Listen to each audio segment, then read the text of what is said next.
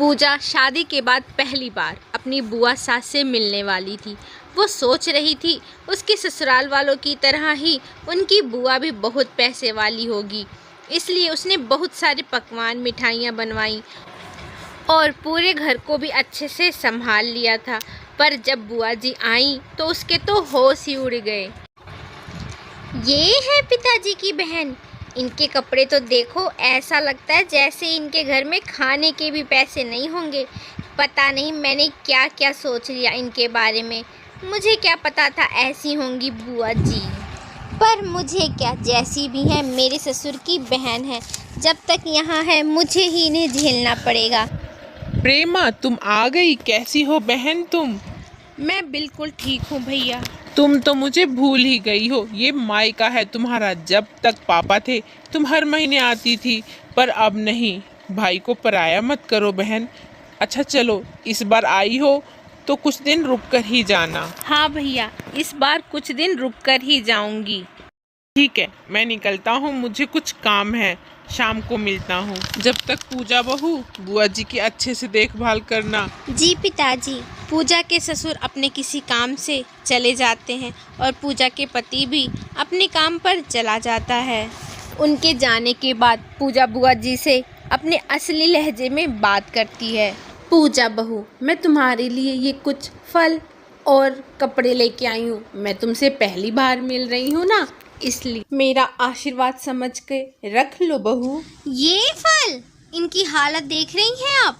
ऐसे फल तो मैं अपने कुत्तों को भी ना दूं। और ये कपड़े देख रही हैं आप? मेरी नौकरानियां भी नहीं पहनती ऐसे कपड़े तो। और एक काम कीजिए आप, ये फल और ये कपड़े आप ही रख लीजिए, वैसे भी इनकी ज़्यादा ज़रूरत आपको है। हाँ बहू, सही कह रही हो। मेरी कहाँ इतनी हैसियत है कि मैं तुम लोगों के हिसाब के कपड़े दे सकूं। अच्छा सुनिए, आपका खाना वहाँ टेबल पे रखा है, मैं कहीं बाहर जा रही हूँ, आप खा लीजिएगा। बुआ जी का स्वभाव इतना अच्छा था कि उसने सब कुछ चुपचाप सहन कर लिया और किसी से कुछ कहा भी नहीं। पर पूजा इतने से कहाँ रुकने वाली थी। वो आए दिन बुआ जी को कुछ ना कुछ सुनाती रहती थी। पूजा, हमारे कुछ मेहमान आज आने वाले हैं घर पे, तो तुम सब देख लेना, ठीक है? हाँ ठीक है, आप बिल्कुल फिक्र मत कीजिए, मैं सब कुछ हैंडल कर लूँगी। वैसे भी आपको तो पता ही है, मुझे कोई भी सस्ती चीज़ तो पसंद आती है नहीं। मैं सब कुछ A1 ही करूँगी। बुआ जी, आप भी तैयार रहिएगा। मेहमान आएंगे ना तो हम सब साथ में खाना खाएंगे बैठ के। ठीक है बेटा। ठीक है, मैं बाकी तैयारियां देख कर आता हूँ। बुआ जी, आपको नहीं लगता ये सब आपकी औकात के बाहर है? मेरा मतलब है, आपने तो इतने बड़े बड़े व्यापारी कभी देखे भी नहीं होंगे। हाँ बेटा, सही कह रही हो। मेरा बेटा तो ऐसी छोटी मोटी नौकरी करता है, मैंने तो ये सब कभी देखा भी नहीं है। वो तो मुझे आपको देखकर ही पता चल गया था।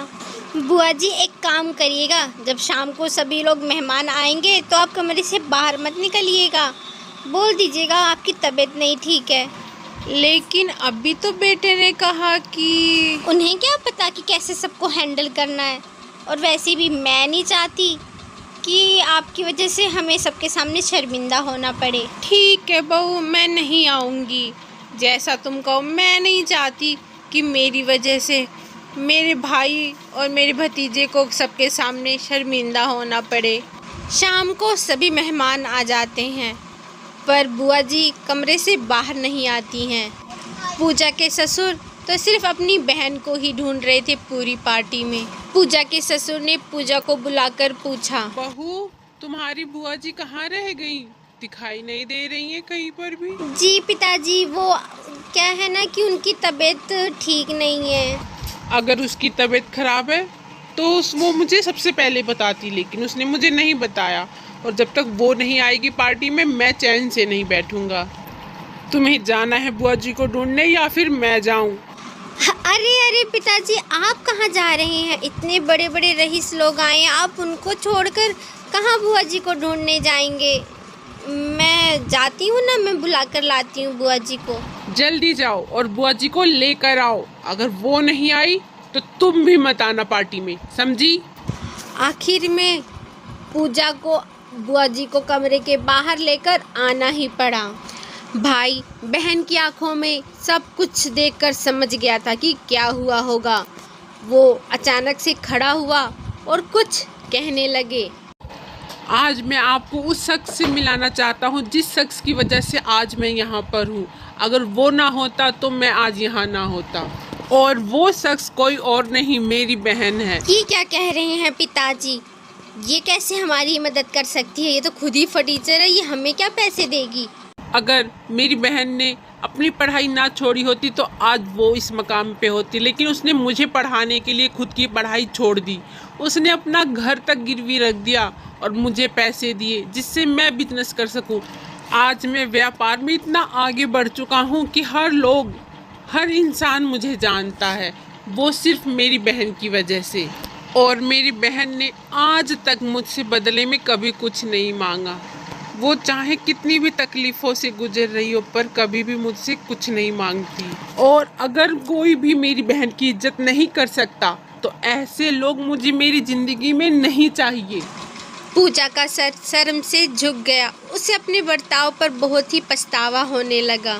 पूजा अपने ससुर और अपनी बुआ जी से नजरें नहीं मिला पा रही थी और वो हिम्मत करके बुआ जी के पास जाती है। बुआ जी, प्लीज़ मुझे माफ़ कर दीजिए। मैंने आपके साथ कितना बुरा बर्ताव किया और आपको न जाने मैंने कितना कुछ कहा। ये आपका मायका है, आपका यहाँ पे मुझसे ज़्यादा हक बनता है। प्लीज़ बुआ जी, मुझे माफ़ कर दीजिए। बहन, कभी भी खुद को पराया मत समझना। आज मेरे पास जो कुछ भी है सब तुम्हारी बदौलत है, इसलिए हक से रहो अपने मायके में मेरी बहन।